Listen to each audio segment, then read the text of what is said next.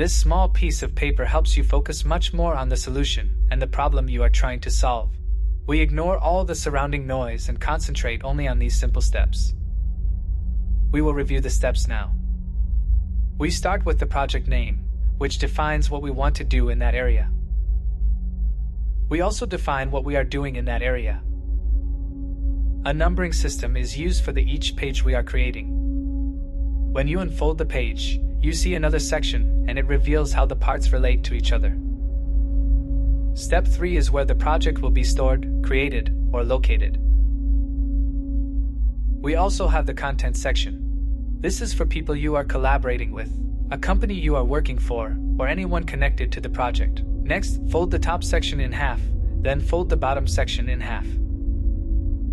Now we can see how all the details relate to each other. We need to define the deadline, including the cycles and sprints we need to create. Next, we define the delivery of the product that must be completed. This isn't just a physical product. It can be anything, like delivering an experience for a happy birthday. Next, we define the problem itself, including the obstacles and challenges that require a solution. Then unfold the bottom section, and we detail what has been done before. This is where you reference any past solutions you tried. Everything related to previous work must be here, even if time was heavily invested in those solutions.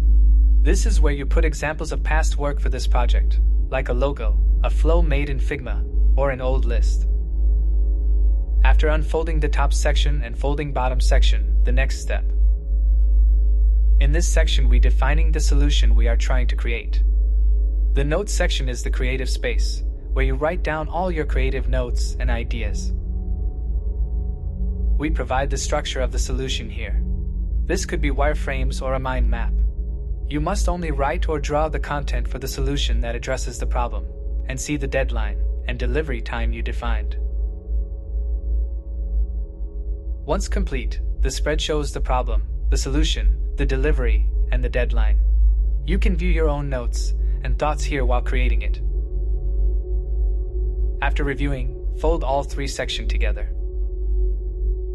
and go to the to-do list section. Fill in all the to-do list items you need to create. If a task becomes too big and defines what you are trying to do, take a new page and fill it out, numbering it as part of the same project. When finished, fold the paper and keep it on your desk. Serves as a physical reminder of what needs to be done. You should not throw it away until the project is complete. Once finished, you document the process for reflection and best practices for next cases.